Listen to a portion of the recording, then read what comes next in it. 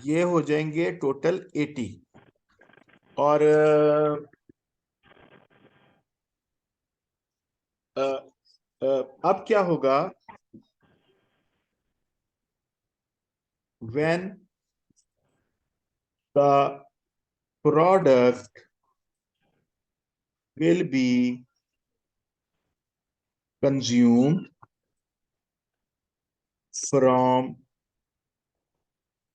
inventory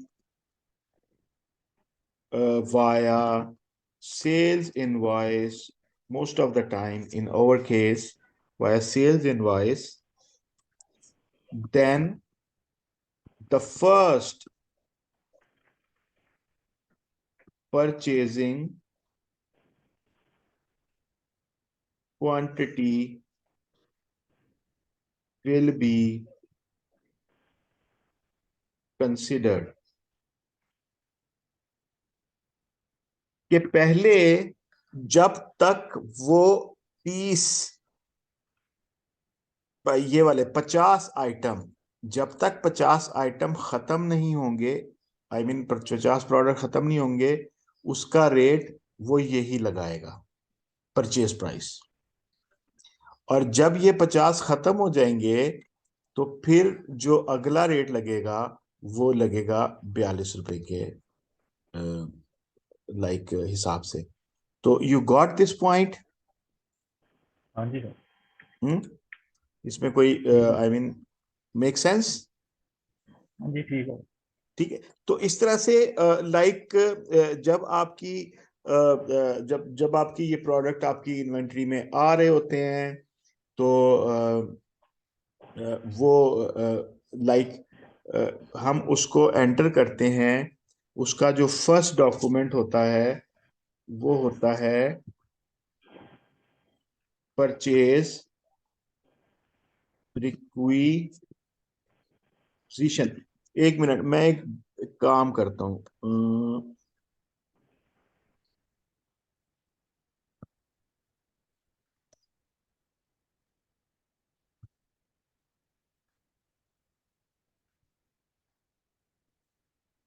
MS paint, right. अच्छा, हमारे पास ये यहाँ पर हम क्या कर रहे हैं, हम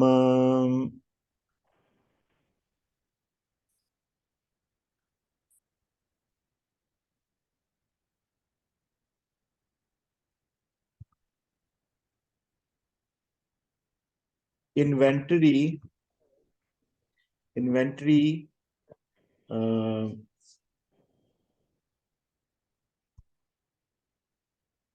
क्या कहेंगे, फ्लो चार्ट,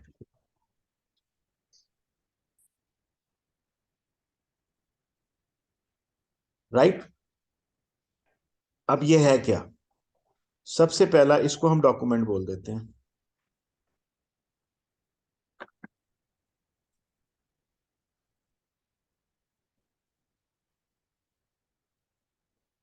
इसको हम डॉक्यूमेंट बोल देते हैं।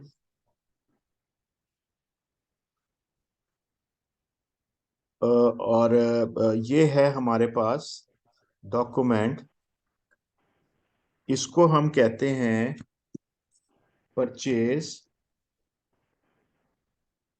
रिक्विजिशन,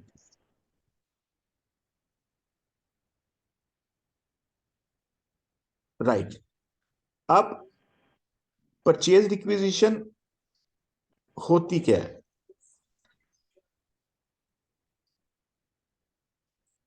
बेसिकली सबसे पहले आप का कोई भी लाइक ERP में तो डिपार्टमेंट्स होते हैं, लेकिन यहाँ पे हम इसको जो है एक छोटे पर्सपेक्टिव में समझने की कोशिश करते हैं कि आपके पास जो है रिक्वायरमेंट आई कि आपने कोई प्रोडक्ट खरीदना है अपनी लाइक दुकान के लिए, ठीक है। तो आप वही जो कल हमारी बात हो रही थी ना,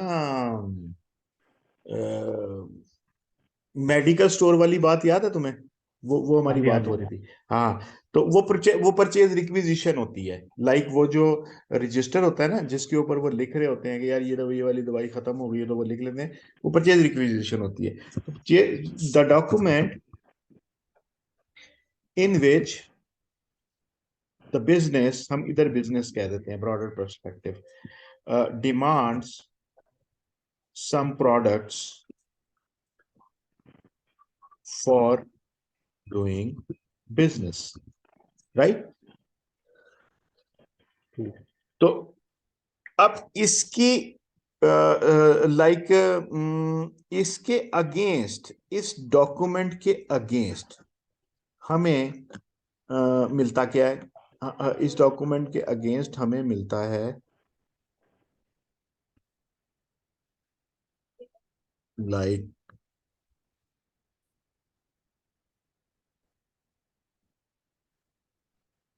हमें मिलता है कोटेशन।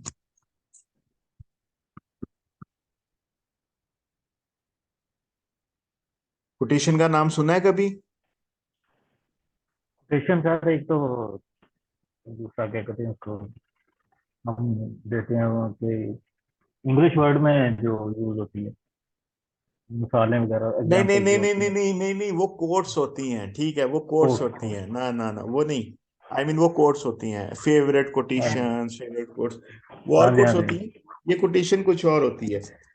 ये कोटेशन होती है कि फॉर एग्जाम्पल आपने परचेज रिक्विजिशन जो है वो बनाई, कि आपको फॉर एग्जाम्पल, मिसाल मैं तुम्हें क्या दूं, कि अगर आपकी स्टेशनरी की दुकान है तो आपको पेंसिलें चाहिए फॉर एग्जाम्पल, ठीक है। तो आप कोटेशन, आप रिक्विजिशन बनाते हो कि मुझे 10,000 पेंसिलें चाहिए, ठीक है। तो अब 10,000 पेंसिलों के लिए आपको, आप डिफरेंट किस्म के जो क्या कहते हैं, होलसेलर होंगे, जिनके पास ये पेंसिलें मिलती होंगी, वो आप जो है लेते हो, क्या कहते हैं, उनको भेजते हो, ठीक है। मतलब कोटेशन में आप लिखते हो कि requirement of blue colour, for example any blue colour, जो भी उसके स्पेक्स हों, कि इस टाइप की पेंसिलें, और इसकी जो क्वांटिटी है वो 10,000 है, ये हमें चाहिए। अब उस कोटेशन, उस रिक्विजिशन के अगेंस्ट वो रिक्विजिशन चली जाती है होलसेल नंबर, समझो सप्लायर ए, सप्लायर बी, सप्लायर सी, सप्लायर डी, और सप्लायर ई। अब ये 5 सप्लायर्स को जो है आपने परचेज रिक्विजिशंस आप भेजते हो। परचेज रिक्विजिशन के अगेंस्ट जो ये सप्लायर होते हैं, ये आपको जो डॉक्यूमेंट भेजते हैं वो होती है कोटेशन, राइट। अब कोटेशन में क्या होता है? अरे, इसको प्रपोजल भी कह सकते हैं। प्रपोजल भी कह सकते हैं, प्रपोजल भी कह सकते हैं, but in terms of purchase, in terms of item purchase, इसकी जो वो होती है ना फ्रेज, वो कोटेशन ही होती है, ठीक है। तो लेकिन ये प्रपोजल भी हो सकती है, it's it's right, not wrong. अच्छा, the document which any supplier of required required items via purchase requisition.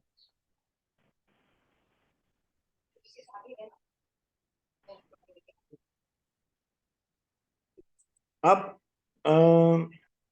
आपने परचेज रिक्विजिशन के अगेंस्ट आपको 5 सप्लायर्स ने भेज दी कोटेशन, और उसमें आ गया जी सप्लायर वन, सप्लायर, मैं इधर लिख रहा हूँ जो उन्होंने भेजा।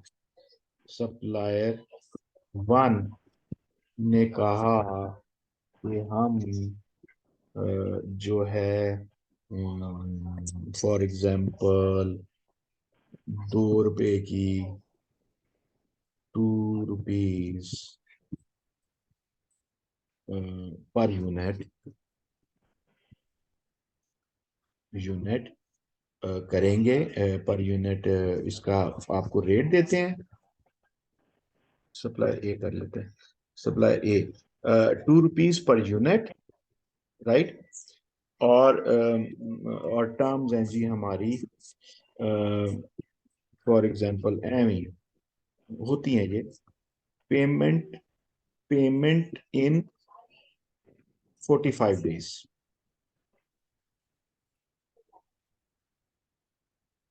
ठीक है, ये एक कोटेशन आई।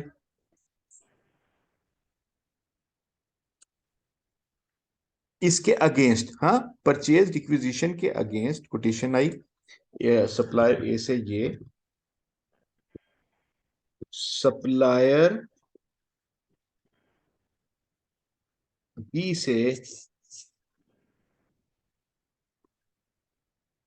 आया जी 1.5 रुपया, और अगेन यही पेमेंट टर्म्स ये, और ईटीसी डॉट ईटीसी। ठीक, तो आपके पास 5 कोटेशंस आती हैं। एक्चुअली 5 मैं क्यों कह रहा हूँ, इसके पीछे भी एक, आई मीन, बिजनेस रूल है लाइक फाइनेंस का, कि मोस्ट ऑफ द ऑर्गेनाइजेशंस जो है वो लोगों का परचेज के रूल के अंदर ये शामिल होता है कि आपने अगर कोई भी चीज परचेज करनी है कंपनी के लिए, वाया वो कोई कंज्यूमेबल हो या आपका इन्वेंट्री आइटम हो, मतलब इन्वेंट्री आइटम तो दोनों होते हैं। कंज्यूमेबल ये होता है कि मतलब आपके कोई मैन्युफैक्चरिंग हो रही है तो इस तरह की, बारह ये अलग बहस है, तुम उसको छोड़ दो। बारह उसको कोई कोई भी चीज उसने खरीदनी है, तो उनको रूल होता है ज्यादातर कि आप 5 जगह से कोटेशंस मंगवाएंगे। कोटेशंस मंगवाने के बाद आपको 5 कोटेशंस आई। कोटेशंस आने के बाद आप इसकी इसका डॉक्यूमेंट बनाओगे, जिसको कहते हैं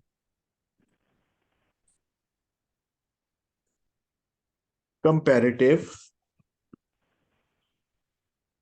स्टेटमेंट।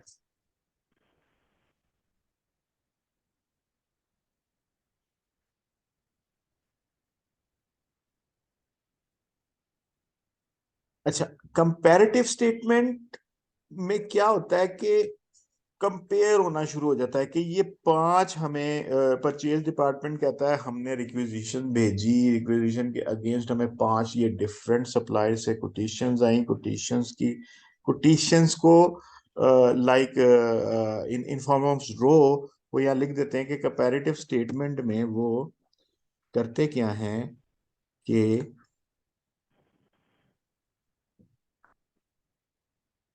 यहाँ पर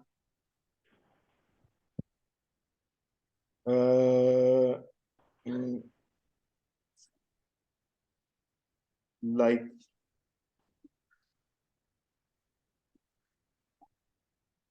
कुछ भी है, एक एक सप्लायर ने कहा ऐसे, दूसरे ने ये कहा, तीसरे ने ये कहा, चौथे ने ये कहा, और पांचवे ने ये कहा। नाउ ये कंपैरेटिव स्टेटमेंट है। कंपैरेटिव स्टेटमेंट से मुराद कि उन्होंने डिसीजन लेना होता है कि इसके अंदर सबसे ज्यादा फिजिबल कौन है, राइट। ये हमें ज्यादा सस्ता दे रहा है, और वो हमें कम, मतलब बाज औकात ये भी होता है कि यार इससे हमने पहले भी किया। खैर वो उनका अपना एक फंक्शनल डिसीजन होता है आपस में बैठ के, लेकिन comparative statement will be extracted from the quotations, जो कि हमें डिफरेंट क्या कहते हैं उनसे आती है, सप्लायर से आती है। तो उसकी बेस पे हम कोई एक को सिलेक्ट कर लेते हैं, हम किसी हम कहते हैं कि जी लाइक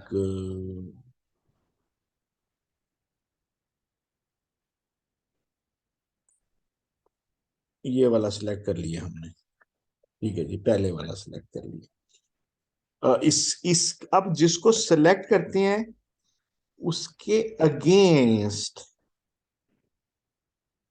जो डॉक्यूमेंट बनाया जाता है ईआरपी में, उसका नाम है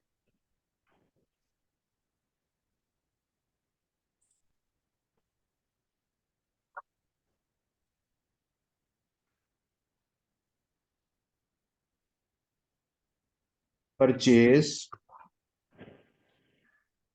ऑर्डर।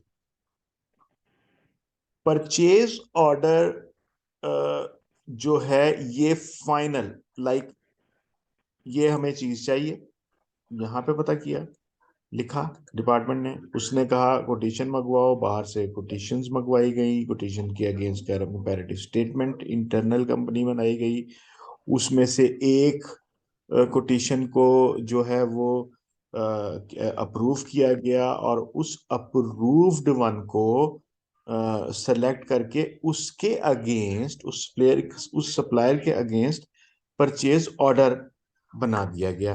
तो ये है, this document is,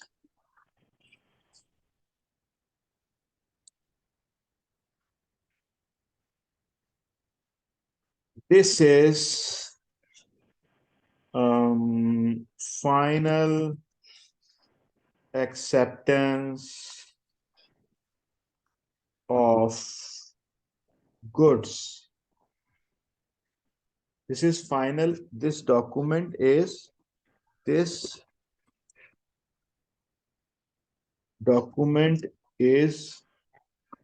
related to final acceptance of goods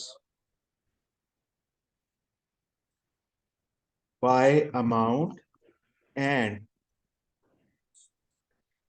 quantity to the specified supply. Right? मतलब इस बात से क्या मतलब निकाला जा सकता है कि आपने अब एक सप्लायर ए को कह दिया, आपने सप्लायर ए को ये बात आपने कह दी कि मैं आपसे ये वाला जो है आपकी इस कोटेशन के अगेंस्ट आपसे ये वाला आइटम मैं इतने का इन पेमेंट टर्म्स के ऊपर इतनी क्वांटिटी खरीद रहा हूं। और बेसिकली इसके बाद जो है वो जो सप्लायर है वो उनको क्या कहते हैं, गुड्स जो है वो जो है वो सेंड करता है, भेजता है। और this is legal document.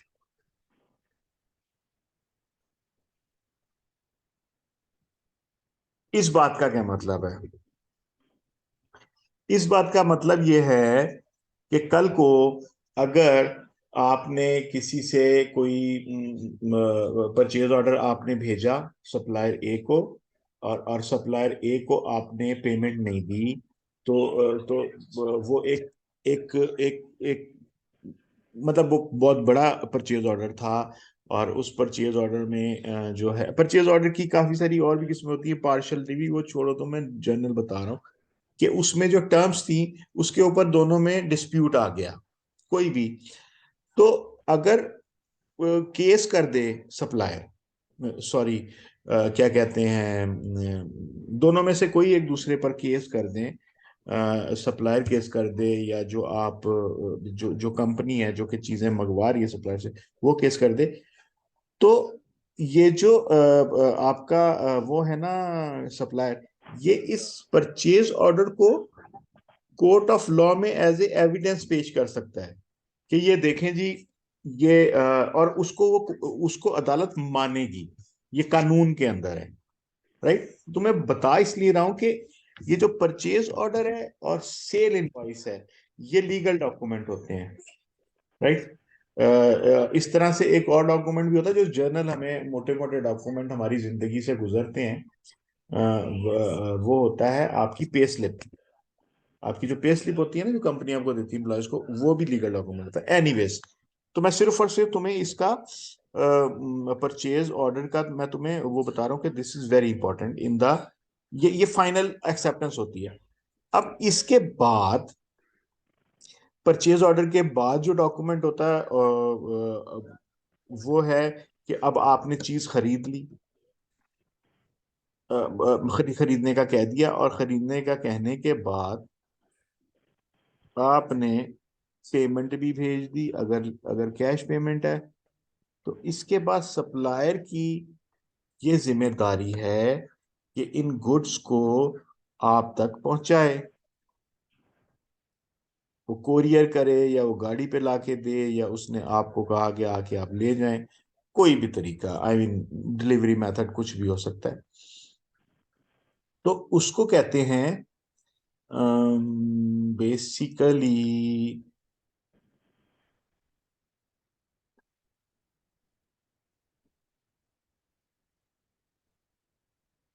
GRN। Actually इसका नाम होता है गुड्स रिसीविंग नोट। ठीक है, जगह काम है तो मैं आर्टिकल, अब ये क्या है? This is good receive note. Good receive note के भाई, अब जो जो आपका सप्लायर है, सप्लायर ए ने जो इस परचेज ऑर्डर के अगेंस्ट, ये परचेज ऑर्डर आया यहाँ से, यहाँ, इस परचेज ऑर्डर के अगेंस्ट उसने जो माल भेजना है उसके साथ रिसीविंग भी भेजनी है कि भाई आपने हमें ये माल कहा था, ये आप तक पहुंच गया, आप इसके ऊपर साइन कर दें। ठीक है, कि आप तक ये जो आपने परचेज ऑर्डर में लिखा हुआ था आइटम, वो आपके पास पहुंच गया।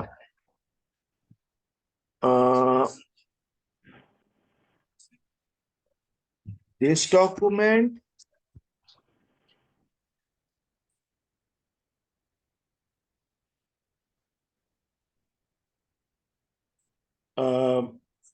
is document this document is sent by this document is sent by supplier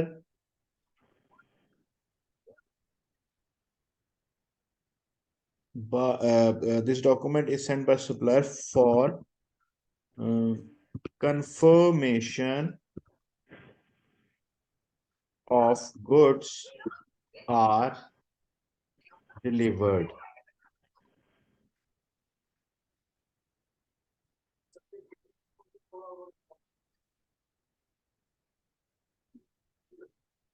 Right? अच्छा, अब ये गुड रिसीव हो गए। अब यहां पर क्या हुआ भैया कि ये सब कुछ होने के बाद आपकी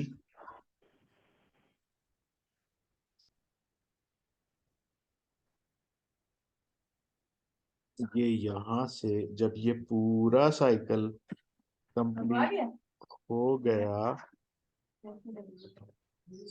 यहाँ तक, तो ये नवा टैंकी टॉप पे पुआ के ले आया 525 से, चेक करो ये। तुम करते हो ऐसे काम? नहीं सर। हैं? नहीं। अच्छा, एक्चुअली सर हमारे पास बाइक नहीं है, चाचू के पास है। तो बाइक तुम्हारे पास नहीं है क्या? चाचू के पास है। तो तुम आते जाते कैसे हो? चाचू की यूज करते हैं। तो यार बाइक तो रखो, बल्कि तुम तो फॉर्च्यूनर रखो, हैं? सिर्फ उसी की जमीन ही खरीदी जानते हो, है? नहीं सर, घर में था, रहता कोई नहीं था, मैं और था, छोटा भाई बाहर दुबई होता है, उसको छोटा वो होता है। तो घर में ली नहीं किसी ने अभी तक। अब देखते हैं, देखते हैं। बाइक तो होनी चाहिए यार। चलो, हाँ जी वो तो एनीवे, है। लाइक अब क्या हुआ इन्वेंट्री में, ये है इन्वेंट्री में, inventory is updated with the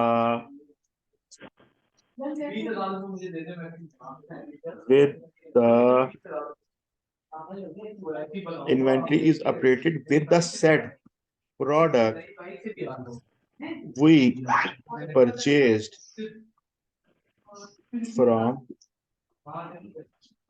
from supplier A. तो इस तरह से पूरा का पूरा जो है आपका एक्चुअली ये ना मोर लाइक का इन्वेंटरी फ्लो चार्ट भी कह सकते, लेकिन इससे ज्यादा अच्छा नाम इसका जो है ना वो है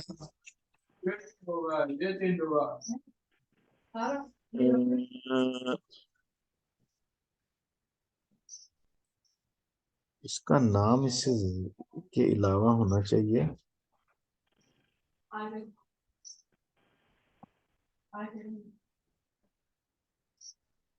लाइक परचेज मैनेजमेंट सिस्टम।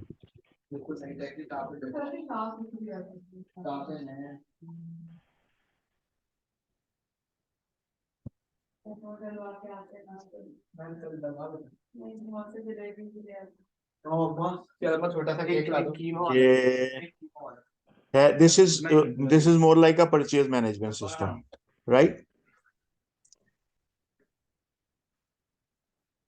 इसमें फॉर नाउ अभी तक की जो भी हमारी अंडरस्टैंडिंग है, इसके अंदर तुम्हें कोई क्वेश्चन है?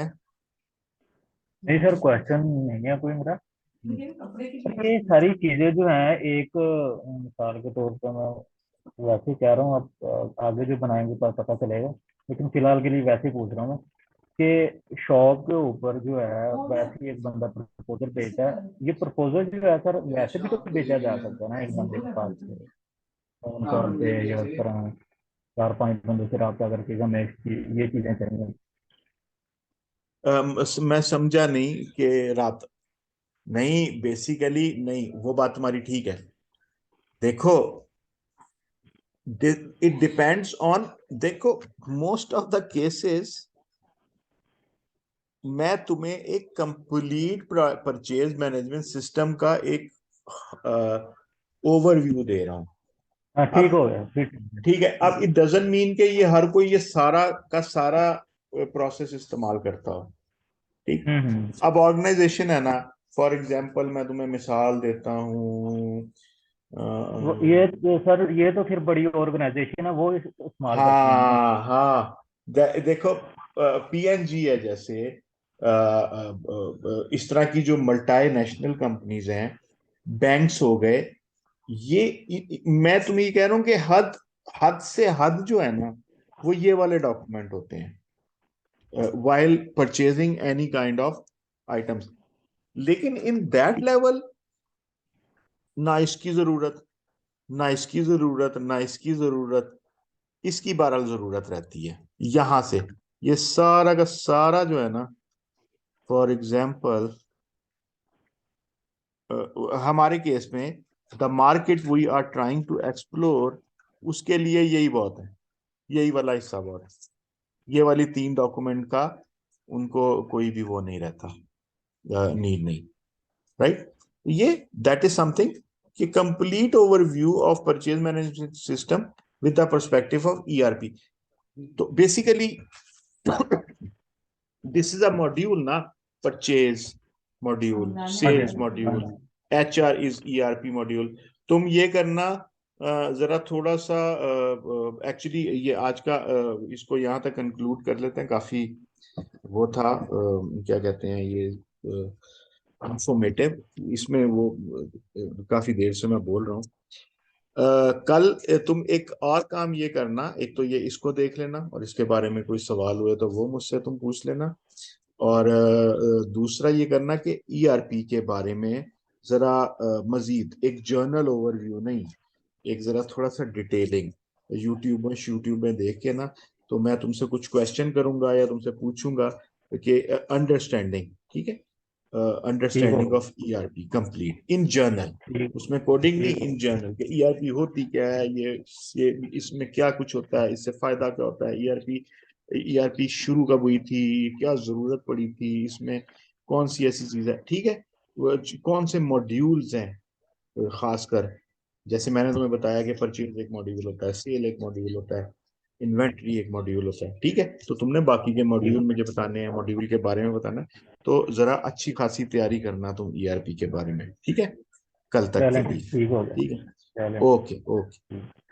ओके।